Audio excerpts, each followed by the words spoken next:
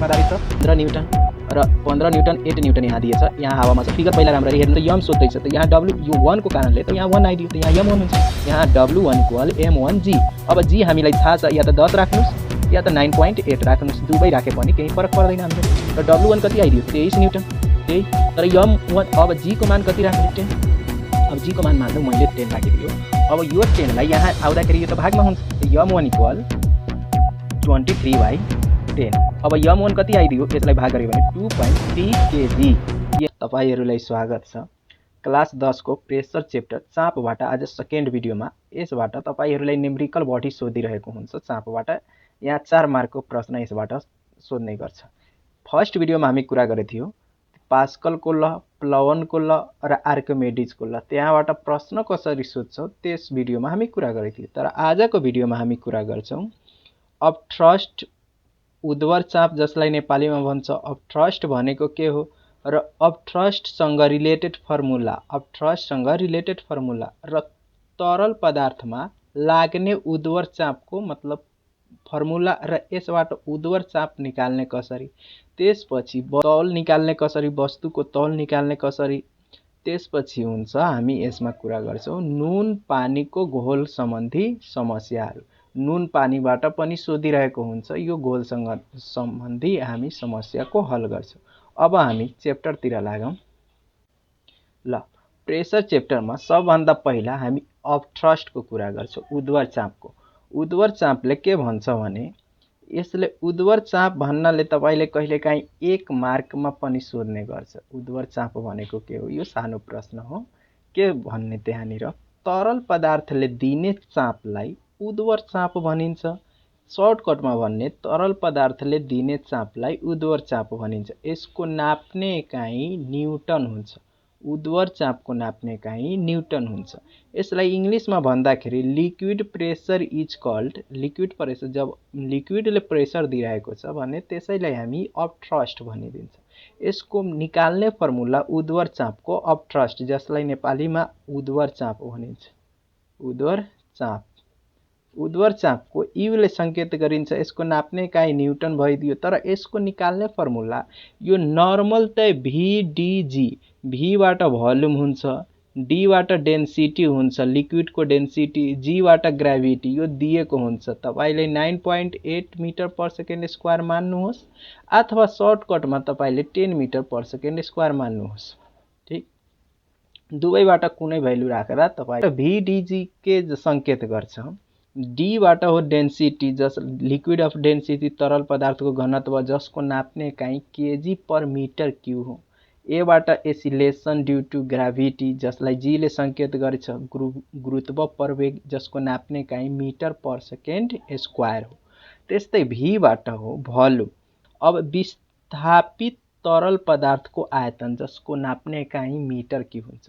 मानौ तपाईले आयतन दिएको छ, भोल्युम दिएछ, डेन्सिटी दिएछ भने अपथ्रस्ट निस्किन्छ कि निस्किदैन? निस्किहाल्छ मजाले, किनकि यो कहिलेकाहीँ तपाईले दिएको हुँदैन कि यसलाई गुरुत्व प्रवेगको मान याद राख्नुपर्छ सानो जी को। तर यो त भयो नर्मल त, तर हामीले तरल पदार्थसँग सम्बन्धित सोध्छ।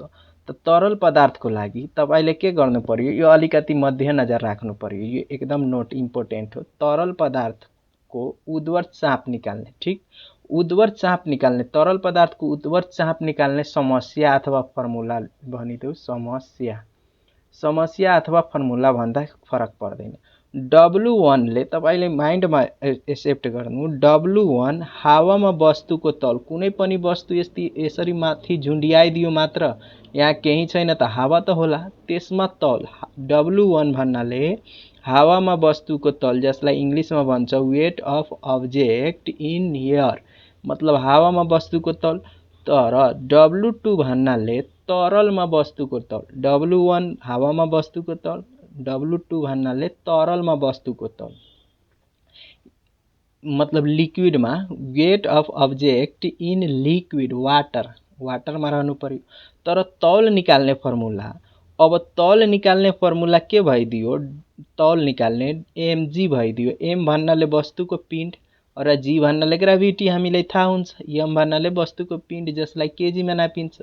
तर तपाईहरुसँग सोधिदियो यदि हावामा वस्तुको पिण्ड कति हुन्छ त पिण्डको लागि त यहाँ W1 छ भने त W1 यहाँनिर mg लगाउने W1 त यहाँ m1 हुन्छ त्यस्तै यहाँ तरलमा वस्तुको पिण्ड सोध्यो भने त W2 m2g लगाउने किनकि यो W2 यसको वेट छ त्यसै भएर यहाँ W2 छ यदि केही छैन भने मात्र W1 मान्ने ल यसको फिगरबाट स्पष्ट हुन्छ हामी फिगरतिर लागौं ल यो याद राख्नुपर्ने कुरा हो कहिलेकाहीँ के सोधिदिन्छ जुन हाम्रो अपथ्रस्ट हो अपथ्रस्ट वस्तुको घनत्वमा निर्भर रहन्छ कहिलेकाहीँ 1 मार्कमा सोधिदियो अपथ्रस्ट केमा निर्भर रहन्छ भोल्युम आयतन त्यसको घनत्व केमा निर्भर रहन्छ त यसमा राख्ने अपथ्रस्ट उद्वर चाप वस्तुको घनत्वमा निर्भर रहन्छ एकछिन पछि हामी यसको कुरा गर्छौं यति छ नि एकछिन पछि कुरा गर्छौं हामी फिगर पहिला बुझौं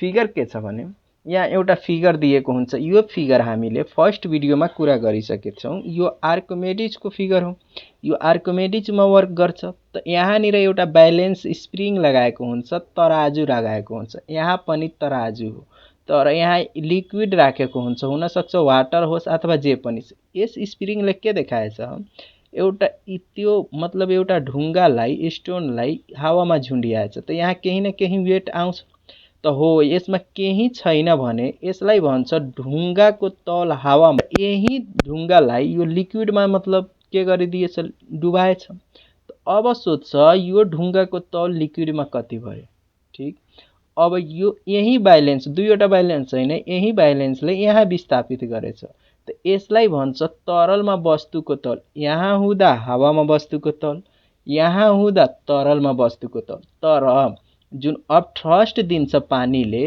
त त्यो अपथ्रस्ट जति तल बराबर छ त्यतिको अपथ्रस्ट यहाँ झर्छ त यहाँ पनि वेट आउँछ अब वेट आउँछ यसलाई भन्छ तरलको उद्वर चाप तरलको उद्वर चाप लिक्विड अपथ्रस्ट ठीक तर अब निकाल्नु पर्ने भने हावामा वस्तुको तल कति हुन्छ त यो हावामा वस्तुको तल यो दुवैलाई जोडिदिने तरलमा वस्तुको तल प्लस उद्वर चाप दुवैलाई जोडिदियो भने हावामा वस्तुको तल किनकि यसमा केही लिक्विड विस्थापन भए छैन हावामा यसमा राख्दाखेरि त त्यसको मतलब केही न केही त लिक्विड अपथ्रस्ट लगाए जुन कि तल झर्यो ठीक ल यसको फर्मुला हुन्छ उद्वर चाप तरलमा उद्वर चाप अथवा सिधै डाइरेक्ट उद्वर चाप मतलब तरलको उद्वर चाप अथवा उद्वर चाप भने पनि केही हुँदैन उद्वर चाप इक्वल W1 माइनस W2 तपाईले मध्यनजर गर्नु W1 हामी के भनेछौं हावामा वस्तुको तल त हावामा वस्तुको तल यहाँ हुन्छ हावामा वस्तुको तल माइनस W2 भन्नाले तरलमा वस्तुको तल अब म भनिदियो हावामा वस्तुको तल कति हुन्छ त उद्वर चाप हो त यो यता माइनस हो त यसलाई यता लाग्दाखेरि के हुन्छ प्लस त W1 इक्वल उद्वर चाप प्लस W2 हुन्छ यही नै हुन्छ हावामा वस्तुको तल यदि कहिलेकाहीँ म भनिदिन्छु तरलमा वस्तुको तल त यो के हुन्छ यो W2 इक्वल त यो WT इक्वल त W1 माइनस उद्वर चाप हुन्छ यही हाम्रो फर्मुला हुन्छ यो सँग रिलेटेड हामी न्यूमेरिकल गरेर तब स्पष्ट रूपमा बुझिन्छौं सम्बन्धित न्यूमेरिकल छ के भनेछ चित्रमा देखाइएको प्रयोग कुन सिद्धान्तमा आधारित छ के भन्दै छ यो चित्र कुन सिद्धान्तमा आधारित छ उक्त सिद्धान्त लेखी प्रमाणित गर्नुहोस् इंग्लिशमा पनि दिएछ यो भन्दै छ यो चित्र कुन सिद्धान्तमा आधारित छ एक नम्बरमा त यो त भइदियो एउटा प्रश्न त्यही हाम्रो प्रश्नले मतलब एउटा प्रश्न सोधिदियो क्वेशनले एउटा प्रश्न सोधिदियो तर अर्को एक नम्बर यसैमा दिए यसमा वस्तुको तल हावामा कति हुन्छ सोधेछ यसमा वस्तुको तल हावामा कति हुन्छ यहाँ वस्तुको तल दिएछ त यो तल त वस्तुको लिक्विडमा भयो यो यसको उद्वर चाप भयो तर सोध्दै छ यहाँनिर कति हुन्छ वस्तुको तल हुन्छ त्यस्तै भन्दै छ पानीले कति उद्वर चाप दिन्छ यो पानी छ त यो उद्वर चाप कति दिन्छ त सर्टकटमा भन्ने जहिले पनि उद्वर चाप खोज्छ नि त यो जति विस्थापित गरेको पानी हुन्छ त्यति उद्वर चाप हुन्छ हाम्रो फर्मुला अनुसार यहाँ भन्नाले जति विस्थापित गरेको त्यो उद्वर चाप भइदियो जुन पानी छ त्यो पानीमा डुबेछ त यो तरलमा वस्तुको तल तर त्यति पानी विस्थापित भएछ त्यो पानीको उद्वर चाप भयो अथवा पानीले विस्थापित गरेको चाप यसलाई भन्न मिल्छ तर हावामा के भयो यो त हावामा छुट्टै हुन्छ हावामा वस्तुको तल त्यही भनेछ यहाँ कति हुन्छ भनेर उद्वर चाप त उद्वर चापको लागि त यसमा हेर्नु पर्छ उद्वर चाप कति हुन्छ त सर्टकट यो भाँडोमा हेर्नु ल। अब यसको मतलब प्रश्न गर्दा एन्सर गरौँ। यो फर्स्टैमा सोधे थियो यो कसको मतलब सिद्धान्तमा आधारित हो त के लेख्ने एकर्डिङ टु क्वेसन यो आर्किमेडिजको सिद्धान्तमा आधारित छ। तपाईहरुले आर्किमेडिजमा पढे थियो। आर्किमेडिजको सिद्धान्तमा यो फिगर हेरेर थाहा हुनु पर्यो कसको सिद्धान्तमा आधारित छ, आर्किमेडिजको सिद्धान्तमा। 1 नम्बर यहाँबाट भयो। ठीक। अब 2 नम्बरमा सोध्दैछ यसमा वस्तुको तल हावामा कति हुन्छ त वस्तुको तल हावामा कति हुन्छ भन्नाले त जे दिएछ तपाई लेख्नु। पहिला जे दिएको हुन्छ तपाई लेख्नु। के छ भने यहाँनिर तरलमा वस्तुको तल कति दिएछ त्यो खोज्नु। त तरलमा वस्तुको तल W2 15 न्यूटन भइदियो। अब हावामा वस्तुको तल W1 त्यही यही त निकाल्नलाई भन्दैछ। हावामा वस्तुको तल कति हुन्छ यहाँ दिएको छैन त यो त भएन मतलब खाली छ, यो निकाल्नु पर्छ। अब के भन्छ उद्वर चाप। उद्वर चापको लागि यहाँ हेर्नु पर्छ उद्वर चाप कति हो त यो जति दिएको हुन्छ त्यो उद्वर चाप भइदियो। त उद्वर चाप अब हाम्रो मतलब फर्मुला अनुसार उद्वर चाप इक्वल हावामा वस्तुको तल माइनस तरलमा वस्तुको तल मतलब उद्वर चाप इक्वल W1 माइनस W2। यो उद्वर चापको फर्मुला भयो। अब यसबाट डाइरेक्ट हामीले जे दिएछ त्यो गर्दाखेरि हाम्रो निस्किन्छ कि निस्किदैन। यसमा भन्दैछ W1 कति हुन्छ हावामा वस्तुको तल कति हुन्छ त्यो निकाल्नलाई भन्दैछ। त हामी फर्मुलामा राख्दै जा त उद्वर चाप इक्वल उद्वर चाप इक्वल W1 माइनस W2। त उद्वर चाप 8 न्यूटन दिएछ। W1 हामीलाई थाहा छैन। W2 कति दिएछ 15 न्यूटन। 15 न्यूटन त यता माइनस हो त W1 निकाल्नलाई त के भइदियो W1 इक्वल 8 प्लस 15 न्यूटन। अब यसलाई जोड्दाखेरि कति भइदियो 23 न्यूटन। यो कति भइदियो हावामा वस्तुको तल 23 न्यूटन। तपाईले W1 मात्र लेखेर पनि भन्नुहुन्छ अथवा यसमा अत हावामा वस्तुको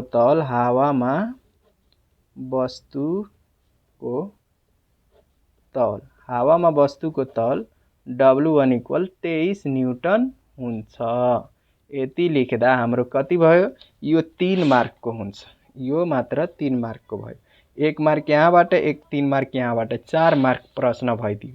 अब के सोध्दैछ पानीले कति उद्वर चाप दिन्छ त यदि तपाईले पानीले कति उद्वर चाप दिन्छ अथवा तरलले कति उद्वर चाप दिन्छ भने तपाईले यसलाई मात्र लेख्नु हो।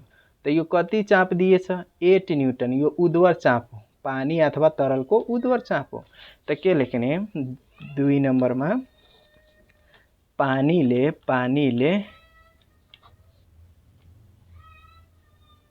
8 न्यूटन उद्वर चाप दिन्छ। यति गर्दा 5 मार्कको प्रश्न 5 मार्कको क्वेशन फिक्स भयो। यो सजिलो छ। धेरै विद्यार्थीहरूले यो फिगर बुझ्दैन। तपाईले यदि बुझेको छैन भने फेरि यसलाई भिडियोलाई पज गर्नु, फेरि सुरुको जुन हामी बुझाउँदैछु त्यसलाई बुझ्नु। यहाँबाट तपाईले ल अर्को न्युमेरिकल गर्दाखेरि यहाँ एउटा फिगर दिएछ।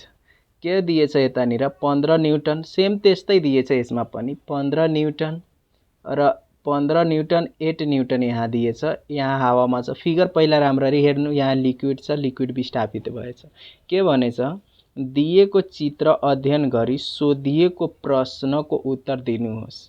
के भनेछ फर्स्टमा मतलब जुन चित्र छ त्यसलाई हेर्नु पहिला, त्यसपछि प्रश्न के भन्दैछ ढुङ्गाको पिण्ड र ढुङ्गाको तल हावामा कति हुन्छ। पहिला के निकाल्नु हावामा ढुङ्गाको तल कति हुन्छ त त्यसको अब पिण्ड निकाल्नु रे भन्दैछ। ठीक छ त्यो गर्छौं हामी।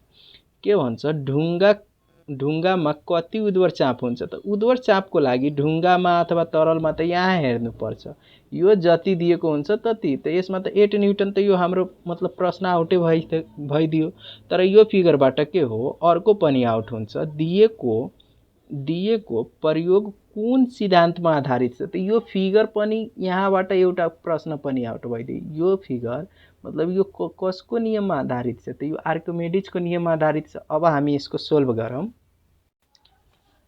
प्रश्न 3 मा सोधेको छ मतलब 3 नम्बरमा यो कसको नियममा आधारित छ त यो तपाईहरु हेर्नु। यो कसको नियममा आधारित हो त यो आर्किमेडिजको नियममा आधारित छ।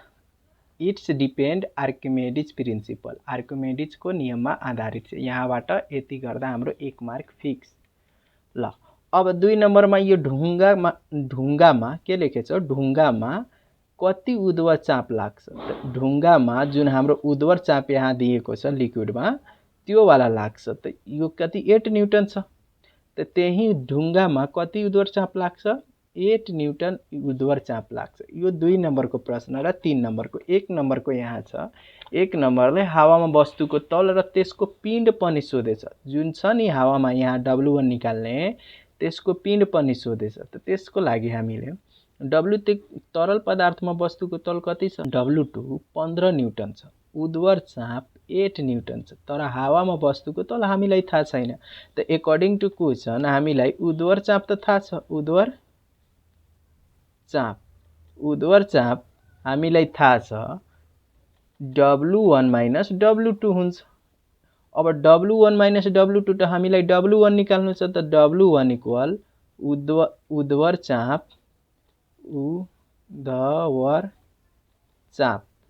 चाप प्लस W2।